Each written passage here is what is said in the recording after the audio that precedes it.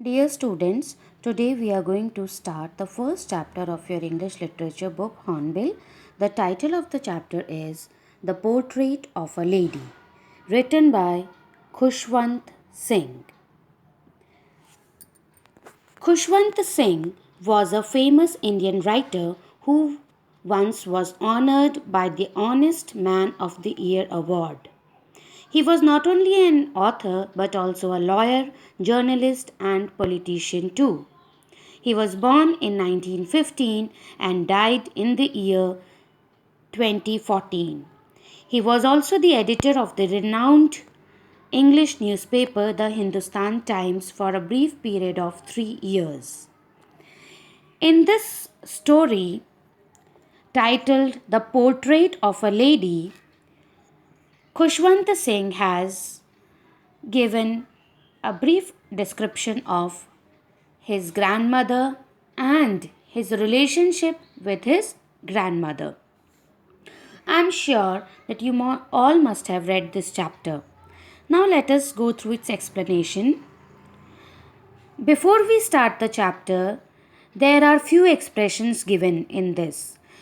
All of you have to read these expressions, try to understand them. If you are not able to understand in the beginning, then while reading the chapter you have to focus on these expressions and try to find out their meanings. I hope you all must have tried to do so also.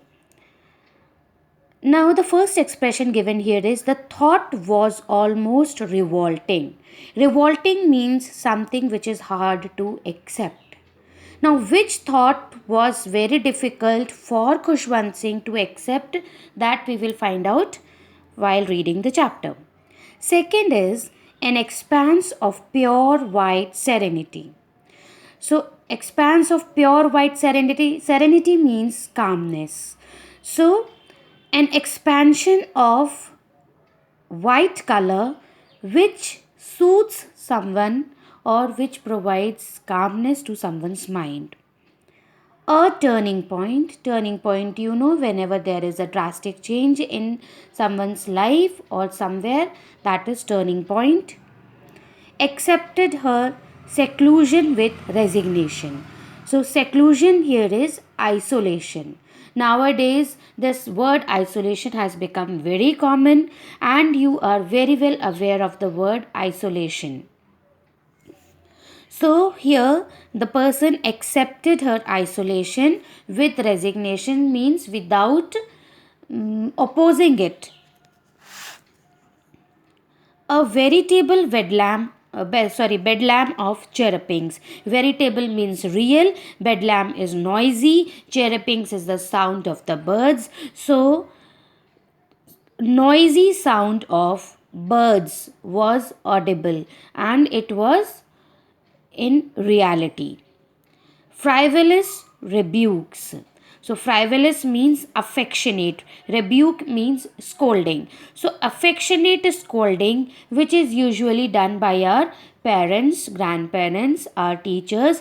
So, they are affectionate towards us, that is why they are scolding us for our betterment.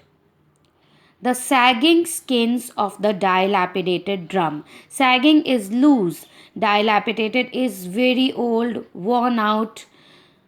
So, a drum which has become too old and its skin on which we thump it, that has become too loose. That drum has been used in this story.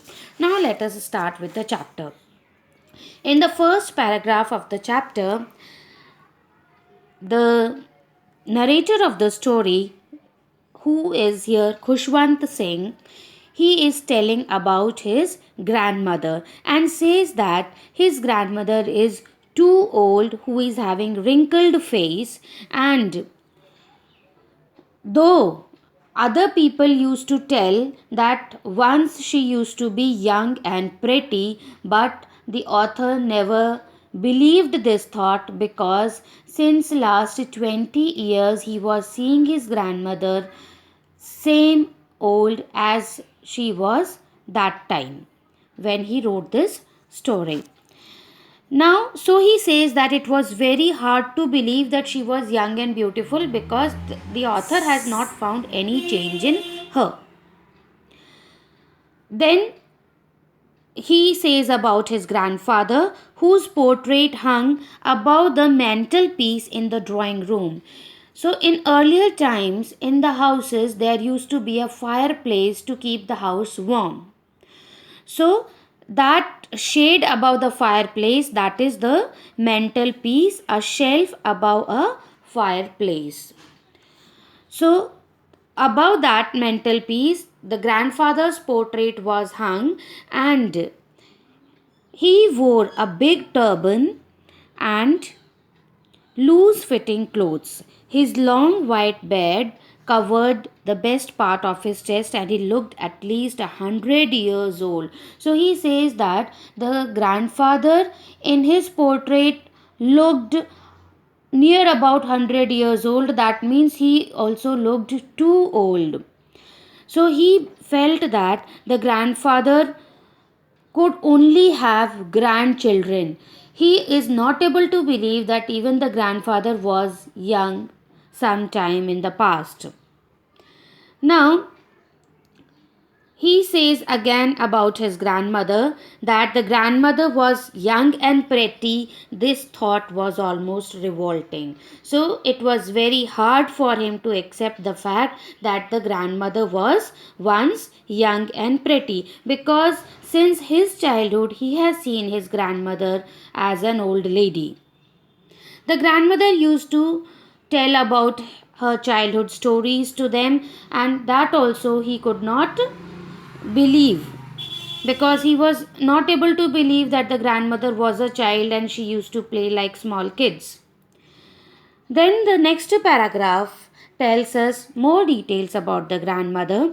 In this, the author, tells how she looked like. She was short, she was fat, she was slightly bent. As we grow old, our backbone starts bending. You must have seen elderly people who are old, their back is little bent. So same was with the author's grandmother. Her face was full of wrinkles and she looked very old.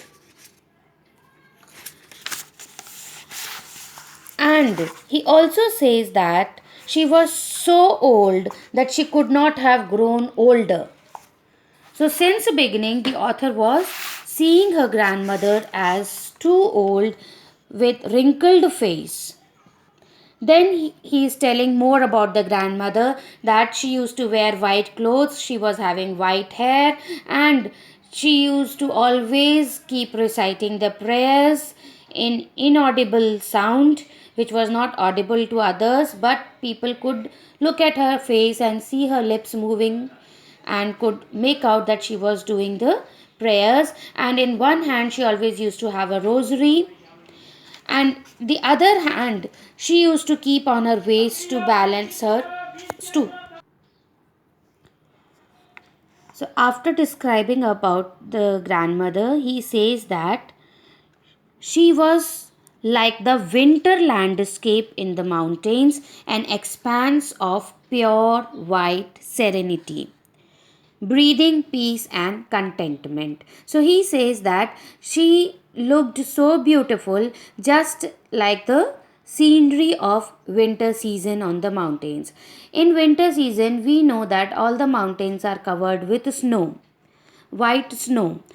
So here the grandmother in white clothes with white hair is compared with the winter landscape. Breathing peace and contentment is means that at her age she was contented with her life, because her children were settled, so she had no botheration in her life, so she was at peace. Then he starts telling about his relationship with with his grandmother. The grandmother and the author, they were very good friends. The parents of the author had gone to the city, and they left their son with the grandmother till they settle everything there in the city. So in this village, the grandmother and the grandson, they both were living together. The grandmother used to take good care of her grandson. She used to wake her up, she used to get him ready for school, and both used to go together to the school because the school and the temple were adjoining. So the grandson used to study and the grandmother used to do the prayers and read the scriptures in the temple. And after the school, both of them used to come back together. And while going to school, the grandmother used to take stale chapatis with her. Now, stale means something which is not fresh. That means the chapatis which were made the previous evening, those chapatis, the leftover chapatis, they were taken with them. One chapati the author used to take as a breakfast. He used to eat in the morning, and the remaining chapatis they used to take for the street dogs. So while coming back from school, they used to feed the street dogs. Then the grandmother always went to school with him because both the things were attached, the temple and the school. Now, this was their daily routine. So they were constant companions. They used to move together with each other. They used to spend time with each other. The whole day they were together. Now, after some time, when the parents got settled in the city, they called both of them to city to live with them. Now, this thing is called as the turning point in their friendship. So, although they shared the same room, but the grandmother no longer came to school with him. Now, in village, the school was very nearby and it was next to the temple, so they used to go together. In city, he used to go to school by a motor bus. So, the grandmother did not accompany him to the school, so distance started appearing in their relationships. Then the other changes which were there in the city life were that there were no street dogs. So the grandmother started feeding sparrows in the courtyard of their city house. Then continuously the same routine they started following, even though they were sharing the same room, but they used to talk less. Then, though in the beginning she followed the same routine, she used to help in getting ready to school, and after coming back from school, she used to ask what was taught in the school. And when the author used to tell about the teachings of new English school, some English words, Western science, all these things, she did not believe in them. So she did not like this at all.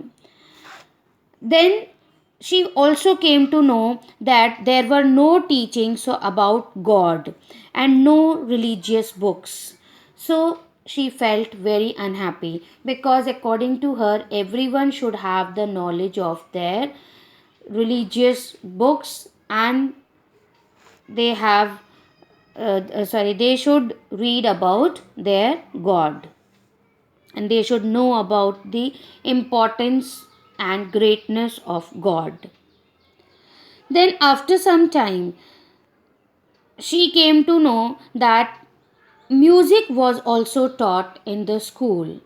Music, she considered, was not meant for gentle folk, it was meant only for beggars who used to sing and beg, and it had degraded associations. Degraded means low quality people, these beggars and all.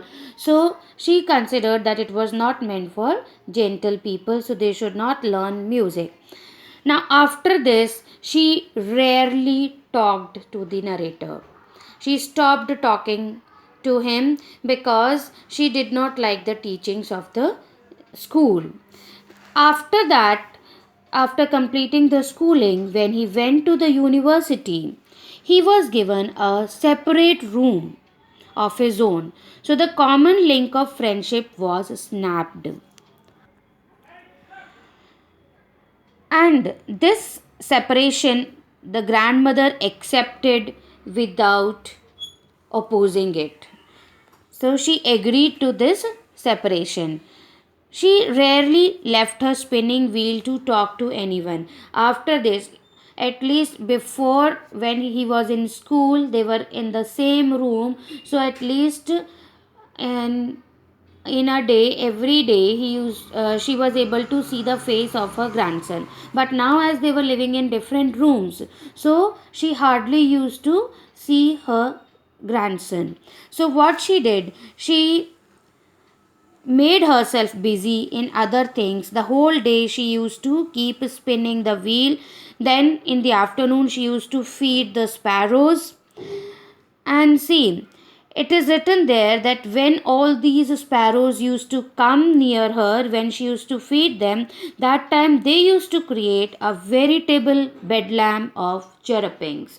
So they used to make a lot of noise, and the grandmother used to enjoy it. They used to sometimes sit on her leg, on her shoulders, but the grandmother never shooed them away and always allowed them to do whatever they felt like.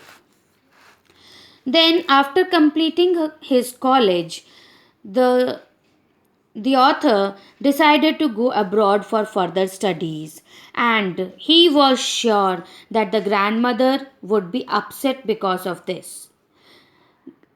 Why? The reason is that he had to go for 5 years, and he won't be coming in between. He will come back after completing his studies after 5 long years. And he also mentions that at her age, one could never tell. One could never tell because she was so old that no one could guess that she will be able to survive for 5 more years or not. So, thinking that, the author felt that she might be upset and she won't allow him to go. But she did not utter a single word related to this. And she was not even sentimental. She did not show her emotions. She did not break down in front of him or other family members because she knew the importance of education, and she did not want to hamper her grandson's growth in the field of education just because of her sentiments. She even went to the railway station to see him off.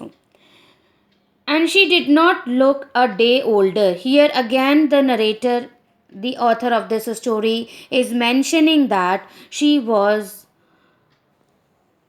same old as she was even when he came back after 5 years. And while going also, she went to the railway station to see him off. When he came back after 5 years, then also she was there at the railway station to welcome him. And after coming back home, on the first day of the author's arrival, her happiest moments were with her sparrows, whom she fed longer and with frivolous rebukes.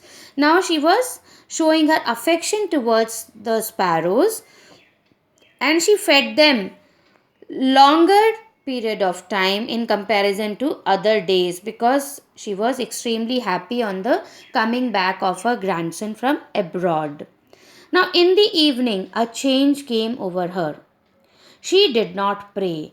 The author noticed that the lady who used to keep praying the whole day and night, that lady did not pray in the evening. This was a change which he noticed that day in his grandmother.